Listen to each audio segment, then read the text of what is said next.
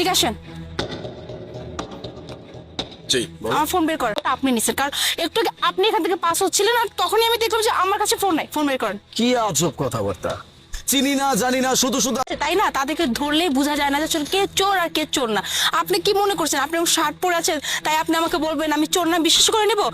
দেখেন আমি তো আপনাকে এমনি এমনি ছাড়বো না। আমি শিওর যে আমার ফোনটা আপনি নিছেন। আমি আপনাকে চেক করবো। আমাকে চেক করবেন মানে? এই আমি কি কোনো চোর? যে আমি ফোন নেই নেই নেই তাহলে চেক করলে সমস্যা কোথায়? চেক করতে দেন, তারপর দুধ কা দুধ পানিটা পানি হয়ে যাবে। তাই না? আমাকে কি তুমি 300 টাকা দিতে পারবে? না মানে অটো ভাড়া দিতে হবে, আমার কাছে আবার খুচরো টাকা নেই। এই মোনা, মানে এই ফ্যামিলির জামাই, মানে এইটা কোনো কথা হতে পারে?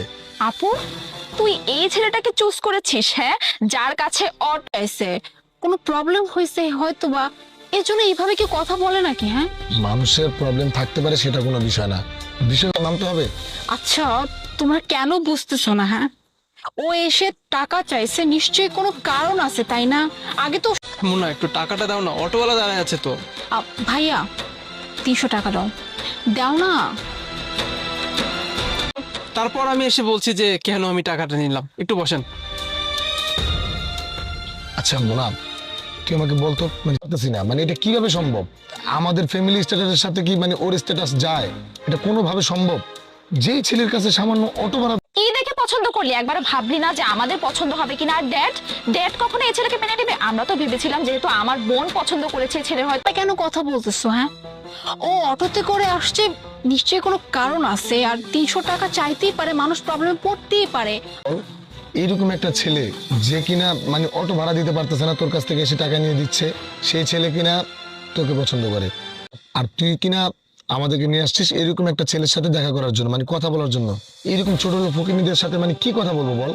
ভাই অ্যাটলিস্ট ও আসুক, বসুক, কথা বলুক তোমাদের সঙ্গে। যাই হোক, আমি এই ছেলের সাথে কথা বলতে পারবো না, মানে আমাদের দ্বারা এই ছেলের সাথে বসে আমার হাতে নেই। অতএব আমি এখানে বসে আর 1 মিনিট ওর জন্য ওয়েট করতে পারবো না। আমরা এখান থেকে উঠছি। নদী চল। আপনাদেরকে বললাম যে একটু বসেন, আমি কিছুক্ষণের মধ্যে আসছি, আর আপনারা এভাবে চলে এলেন যে। এই তোমার সাথে কথা বলে আমাদের মূল্য আমি নষ্ট করতে চাচ্ছি না।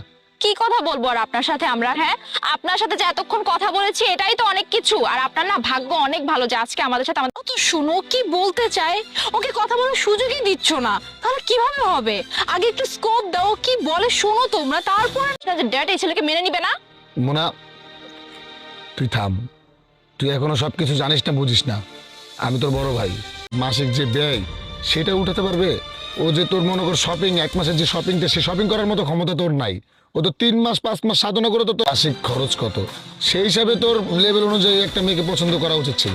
ভাইয়া সামান্য 300 টাকার জন্য আপনারা আমাকে যা কিছু একটা তো জানে, ও তো আর হুট করে যে কোনো একটা ছেলেকে আপনাদের সামনে নিয়ে আসবে না, এটা তো আপনাদের বোঝা উচিত। অথচ আপনারা এত সহজে তুমিও দেখছি তোমার ভাইয়ের সঙ্গে এক হয়ে আমাকে কথা শোনাচ্ছ, আমাকে তো কিছু বলার সুযোগ দিচ্ছ না। আমাকে কিছু বলতে দাও তোমরা। কি বলেন আপনি? হ্যাঁ করবো, যার কাছে সামান্য 300 টাকা নেই অটো ভাড়া দেওয়ার জন্য আমার আপুর কাছ থেকে এসে চেয়ে চেয়ে টাকা নিয়ে যেতে হয়, আমি আপনাকে সাপোর্ট করব, তাই না? নদী না আমি ও মানুষটা কেমন বা কি, আর তোমরা তোমরা তো কথাই শুনতে চাচ্ছ না। কথা না শুনলে কিভাবে মানে তোমরা জাস্ট একটা আমার কিছু কথা বলবি আর আমার ছোট বোন তোর পক্ষে কথা বলবে, সেটা কখনোই সম্ভব না। কারণ ও ভালোভাবেই জানে যে আমাদের ফ্যামিলির ব্যাকগ্রাউন্ডটা কি, আমাদের লেভেলেরা মানে কি মন্ত্র জানিস। এই যে মানে বড়লোক মেয়েদেরকে পটানোর জন্য তোদের কাছে মনে হয় এক্সট্রা কোনো মন্ত্র থাকে, যেগুলো দিয়ে তোরা বড়লোক মেয়েদের হয়ে থাকবি, ওইখানে থেকে আরামে এসে টাকা পয়সা উড়াবি আর খাওয়া দাওয়া করবি, মানে ঘুরবি ফিরবি চিল, মানে লাইফটাকে পুরো এরকম ভাবে সাজিয়ে নিস যে একজন বড়লোক। মানে এখন তোর এই জায়গা থেকে তুই দাঁড়িয়ে বল যে আমার কি করা উচিত? আমার বোনকে, মানে তোর মতো একটা ছেলেকে কি মানে আমার বোনের সাথে বিয়ে দেওয়া উচিত, যার কাছে 300 গেলেও আমার শরীরের পোষণগুলো দাঁড়িয়ে যাচ্ছে?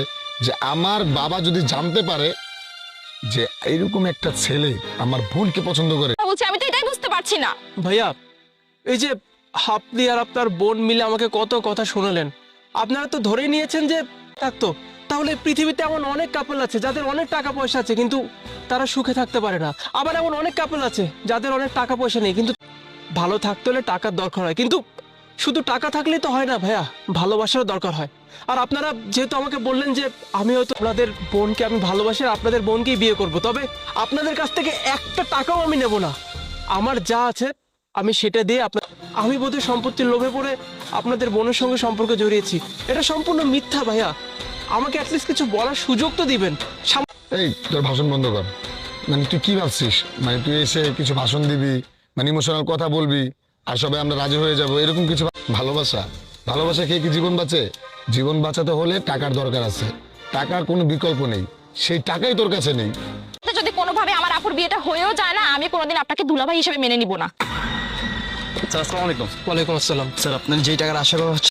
গাড়ি যেহেতু সারা হয়ে গেছে, গাড়িটাও তুমি নিয়ে যাও, এগুলো এখন আমার কোনো দরকার নেই, যাও। ওকে স্যার, আসসালামু আলাইকুম। ওয়ালাইকুম আসসালাম। মানে এখন ধরে একটা কথা বোঝানোর চেষ্টা করছি যে ভাইয়া আপনারা আমাকে যেভাবে ভাবছেন আমি তেমন না। আমাকে আপনারা কিছু বলার সুযোগ দেন, কিন্তু আপনারা তো আমাকে কোনো কথা বলার সুযোগই